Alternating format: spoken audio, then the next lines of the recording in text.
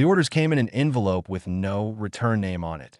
Sergeant Darren Hull found it on the floor of the barracks, pushed under the door sometime during the night shift. He picked it up, turned it over once, and opened it the way he opened every piece of bad news, slowly, without flinching that he read it twice. Then he folded it and put it in the chest pocket of his uniform, right against his sternum, where he kept things that mattered. The transfer was immediate. Forward Station Keleth. Joint Command Zone, deep inside the Tarshani Dominion's outer ring. Si personnel. Light equipment. No stated mission duration that he sat on the edge of his bunk for a while after that. Outside the barracks window, the sky above Reach Post 7 was the pale, yellow it always turned before the third sun came up. He had been stationed here for 8 months. He knew the color of every hour of that sky. He was not sorry to leave the base. He was sorry about where he was going. Private Sola Wren appeared in the doorway. She was 22 and had the kind of face that showed every thought she had before she could stop it. Right now it showed that she had already heard something. "Is it true?" she asked. "Pack light," Darren said. "1 bag. Leave the rest in storage." "What is Keleth?" "A posting," he said. "Same as any other." She looked at him for a moment, trying to decide if she believed that. She was smart enough not to. The squad gathered by mid-morning. 6 of them total. Darren at the front, Sola to his left. The other 4 were men who had served clean records and kept their heads down, which was exactly the kind of person a posting like this was handed to. People who would not ask too many questions. Darren had volunteered for cross-species joint service 2 years ago. He had believed in the Accord then. He still believed in what it was supposed to be, which was 2 civilizations agreeing not to treat each other as property.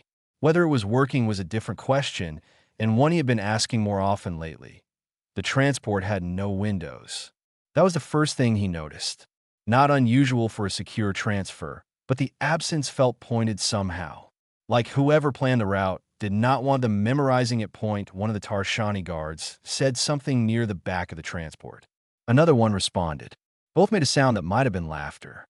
Darren did not speak Tarshani well enough to follow it, but he had been around long enough to understand tone. The tone was not hostile. It was dismissive. The way a person talks about furniture in a room where the furniture can almost hear them. Sola sat rigid beside him. He did not say anything to her.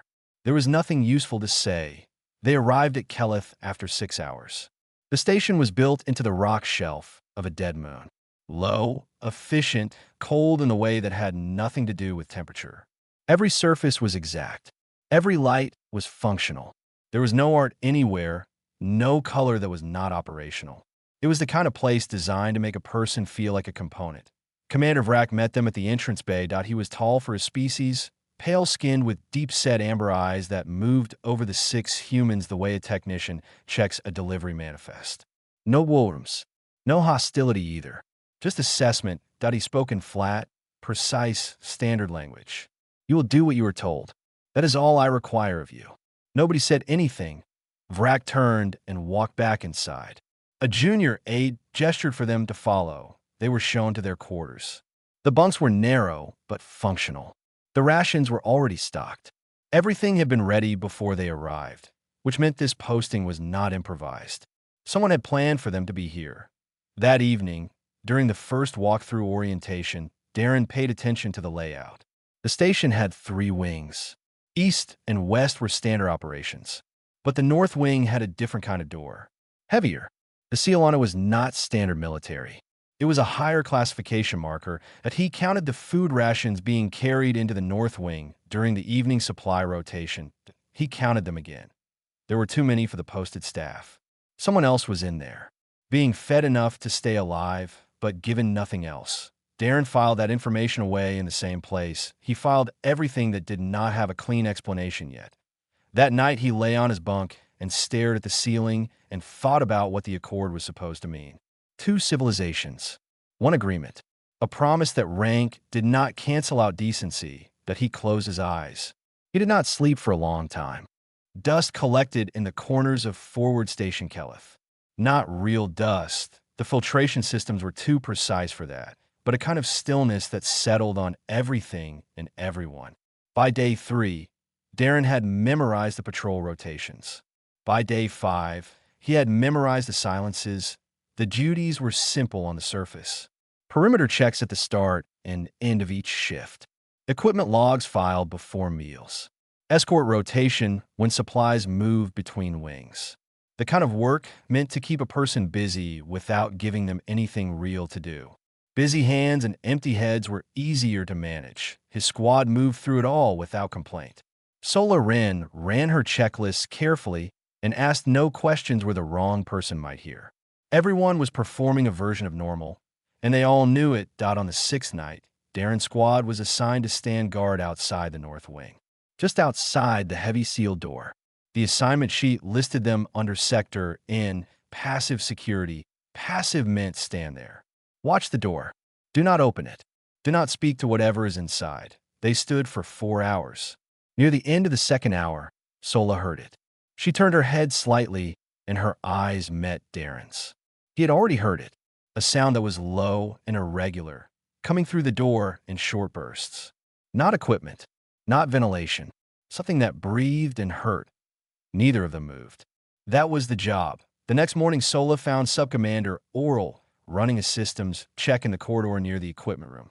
Oral was Tarshani, mid-rank, with a quiet way of moving that Darren had noticed from the first day. His eyes were different from Vrak's. There was something behind them that looked like it was trying not to be seen. Sola asked him, politely and directly, what was kept in the north wing. Oral stopped. He looked at her. Then he looked at the corridor in both directions. Then he said it was classified and walked away, too quickly, and his hands, which had been steady on the equipment panel a moment before, were not steady when he left. 2 days later, the door opened. It was during a supply rotation. A junior aide misjudged the door swing. It stayed open for 6 seconds before he pulled it shut again. In those 6 seconds, Darren saw a room with low lighting, a floor drain, and along the far wall, a figure. Small, gray-skinned, arms secure behind them, head down, completely still in the way a person is still when they have learned that movement costs something. Then the door closed. Darren continued walking and said nothing. 3 days after that, Vrak assembled the human squad in the briefing room. He told them their next assignment involved what he called enhanced interrogation support. They were not required to participate directly. They were required to be present. The prisoner, he explained, needed to understand that even the humans, known throughout the Dominion for their unusual attachment to mercy, would stand and watch and do nothing. That was the point of their presence. Not to act, to be proof that no one was coming. They were taken inside, all 6, down the short corridor, through the heavy door, into the north wing. The room was smaller than it looked from the doorway. The lighting was a single cold panel overhead. In the center, on a metal support frame that kept them upright without allowing them to sit or stand naturally, was the figure from the doorway. The prisoner was clearly not military. Their frame was slight. Their gray skin had patches of darker discoloration across the shoulders and neck. One eye was half closed. They had the look of someone who had been in that room for weeks, not days. They looked at the 6 humans the moment they entered. Not with hope, past hope already, but with recognition of some kind, as if trying to understand what category of thing a human was. Darren stood at attention and looked at the wall above the prisoner's head. It was the only way he could stay in the room. Beside him, Sola made a small, choked sound that she cut off before it became anything. That night, Darren sat at the foot of his bunk and stared at the floor. He thought about Lena, who once told him the measure of a person was not what they did when it was easy. Something inside him had already decided. There is a particular kind of document that does not look like a weapon. It is just paper, words and blanks and a space for a signature. It sits quietly on a table and asks nothing of you except a name. That is exactly what makes it dangerous. Vrak placed the document on the table in front of the squad on day 12. He explained it without hurry. The prisoner in the North Wing needed to be formally reclassified under Accord Military Code, Section 9, Enemy Combatant Status. Once that classification was filed and signed, the prisoner would move from the gray area of detained civilian into a category that allowed extended custody without external review. It was, Vrak said, a standard legal step, necessary for the continued operation of this facility. He needed 6 human signatures. The Accord required Joint Command verification for certain classifications. The humans were the Joint Command. Therefore, it fell to them. He set a pen on the table beside the document. Point 5 soldiers looked at Darren, that he was the senior rank.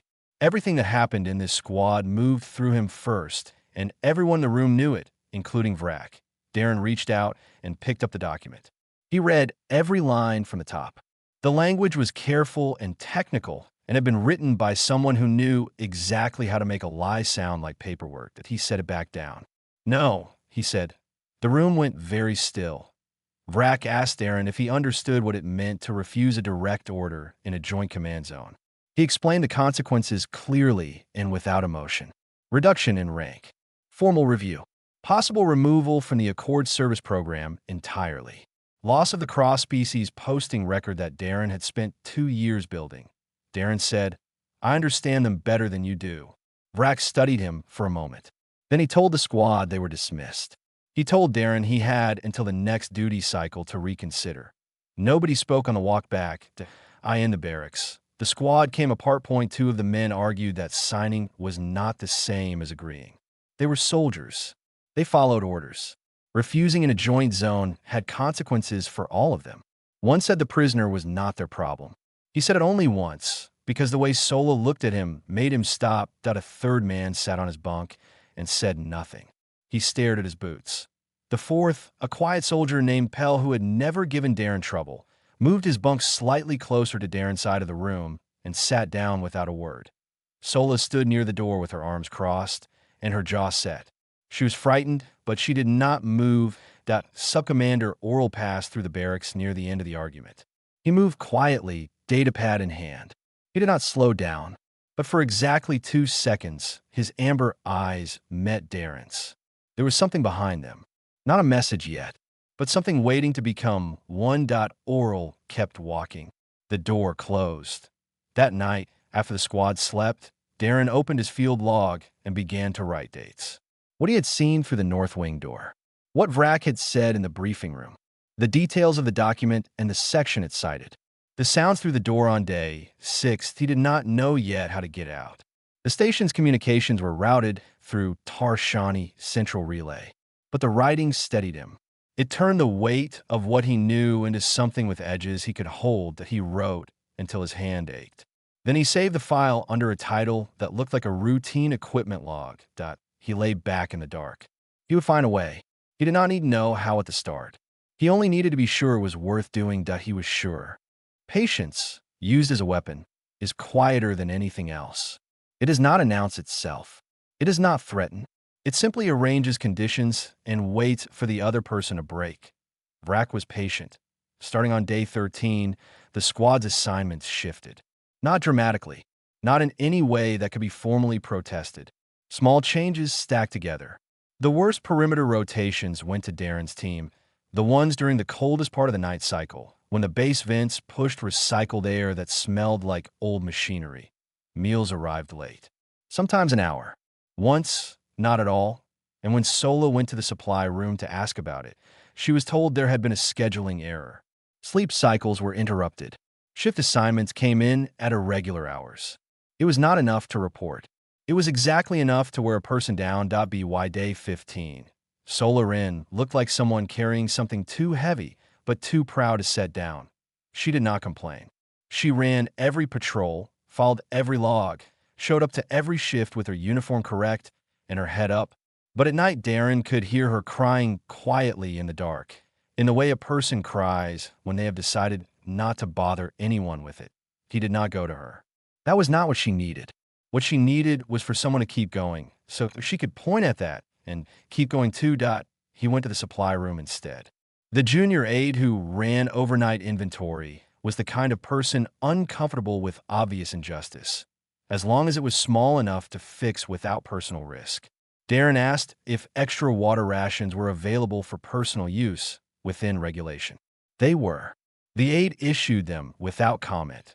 Darren left one beside Sola's bunk without saying anything. She did not say anything either. In the morning, she looked slightly less hollow. On day 16, a soldier named Breck came to Darren with the look of someone who had already made a decision that he said he was going to sign the document. He was not asking permission. Darren looked at him. Not with anger. Something quieter, he said, "You will have to live with that." Breck nodded once and walked away. He signed that afternoon. After that, he could never hold Darren's eyes for more than a second. On day 17, Oral found Darren alone during an outer perimeter check along the eastern rock wall. Nobody passed through that section mid-shift. Oral had timed it. He fell in a step beside Darren and spoke in a low, flat voice. He said the prisoner was not a combatant. Not by any legal definition, not even under Tarshani code. The prisoner's name was Rasha. Years ago, on a small colony called Death Minor, Rasha had been in the wrong place at the wrong time and had witnessed something. A land seizure conducted badly. The family behind that seizure had a name in the Dominion. Vrak was part of that family. This was not an authorized detention. This was a man removing a witness. Oral finished and kept walking, eyes forward. Darren asked why he was telling him this. Oral was quiet for several steps. Then he said he could not carry it alone anymore. They parted at the end of the wall without another word. Darren walked the rest of his patrol with a still face and a fast mind. He now had a name, a location, the original crime underneath all of this. The answer to his last problem came 2 hours later during a maintenance check on the Eastern Comm relay. He had been assigned to it as part of the degraded duty rotation. He ran the diagnostic, filed the log, and found a short-range boost window. Once every 3 days, a gap in the base's jamming field, lasting 15 minutes. The next window was in 11 hours that he filed the maintenance log. He showed nothing on his face. He went back to the barracks and sat on his bunk point 11 hours. 7 hours into the wait, Pell asked Darren if he wanted to play cards. Darren said sure. They played for 2 hours in the dim light while the rest of the squad slept. Pell was a bad card player but a good man, and he did not ask questions.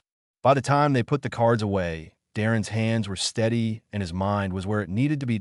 He left the barracks at the start of the deep maintenance cycle, the window each day when the fewest people moved through the corridors. He had the patrol schedules memorized, and he walked the route he had been building in his head for 11 hours. Not fast, not slow. The walk of a man doing something that was supposed to be done.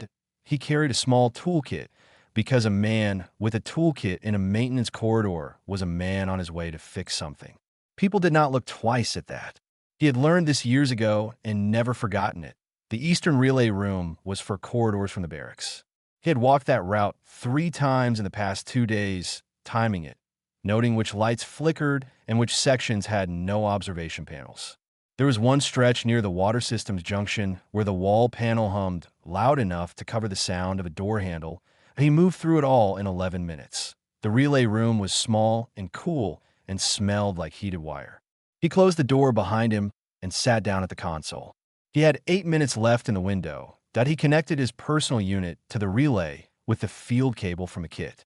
He pulled up the file built since day 12, dates, names, what he had seen, what he had been ordered to do, Oral's account of Rasha and Death Minor and Vrak's family. Everything in order, compressed, and attached to a short covering message. He addressed it to General Sue's office. He had served under Sue 2 postings ago and had watched her handle 3 incidents where the correct thing and the easy thing were not the same. She had chosen correctly each time. That was the only qualification that mattered, that he encrypted the file with a human military key, the kind only a human senior command terminal could open. Tarshani relay filters would read it as a routine encrypted personal log, the kind soldiers sent home all the time that he sent it. The console confirmed the transmission in 2 seconds. The window closed. The jamming field returned. The room was just a relay room again, that he sat for a moment with his hands on the console. He did not know if it had arrived. He would not know for days. He had done the only thing he could do, and now it was in other hands, and the part of him that needed control of outcomes had to let it go. He disconnected the cable, packed the toolkit, and stood up. He opened the door. Oral was standing in the corridor, not on patrol, not carrying anything, just standing, facing the door like he had been waiting. His eyes moved from Darren's face to the relay room door and back. They stood for a moment. Darren did not explain himself. Oral did not ask. Oral stepped to one side. Darren walked past him. Behind him, he heard Oral continue down the corridor in the other direction, unhurried, as if they had simply passed each other on routine business. Back in the barracks, Pell was awake and sitting up in the dark. Darren put the toolkit under his bunk and lay down. Pell lay down too. Nothing was said in the morning, Vrak called Darren to his office. He sat behind his desk precisely, without wasted movement. He told Darren that his conduct had been logged, that a formal review was being prepared, that his Accord service record was at serious risk, and that all of this had been entirely avoidable. He was smiling slightly. It was the first time Darren had seen anything on his face that was not neutral. He was enjoying this. Darren sat down without being asked. He looked at Vrak and said, "You should check your long-range communications." Something shifted behind Vrak's expression. A small uncertainty that did not yet know what shape it was. He did not respond. Darren stood, nodded once, and walked out. That evening, Sola found him sitting outside near the eastern wall, looking at the stars over the dead moon's horizon. She asked if it was over. He said, "The hard part is." She asked what the easy part was. He said, "Waiting to find out if it mattered." She sat down beside him. They said nothing else. Above them, the stars were cold and far and indifferent, and it did not matter, because the message was already moving through the dark between them. 3 days passed without anything happening. Then a fourth. The waiting was its own kind of pressure, and Vrak applied it the way he applied everything, without drama, by letting time do the work. That on the 5th day, the ships came. Darren was on perimeter rotation when the approach notification sounded. Not an alarm, just a standard arrival alert from the landing bay. He kept walking his route. He finished it completely before he went to see 2 ships in the landing bay. One was a human military transport, gray and utilitarian, the kind General Sue's field teams used. The other was larger, white-hulled, bearing the golden-black seal of the Tarshani High Command. Not Vrak's command, something much higher than Vrak's command. Darren looked at them for a moment. Then he went to clean his uniform. General Sue arrived with 4 staff officers and no speeches. She was a compact woman in her 50s with close-cut gray hair and the kind of face that had made many difficult decisions and was not confused about who it was. She walked into the landing bay, scanned the space once, and found Darren. She crossed to him and shook his hand. "You are either the bravest man in the Accord or the most stubborn." Darren said, "I have been told those are the same thing." She almost smiled. "Your message arrived in good order. All of it. The encryption held." She looked at him with something that lived between approval and relief. "We move now." Rasha was brought out of the North Wing within the hour. The release was handled by Sue's staff with a Tarshani High Command officer present, which meant Vrak could not object to any part of it. He stood near the corridor entrance and watched. His face was the neutral mask he always wore, but it was working harder than usual to stay in place. Rasha was smaller standing than Darren had realized. They moved slowly, with the careful steps of someone relearning that movement was allowed. When they reached the main bay, a translator unit was brought forward. Rasha said something. The translator said, "Who sent the signal?" Sue's aide gestured toward Darren. Rasha looked at him, both eyes as fully as they could manage. They looked for a long time without speaking.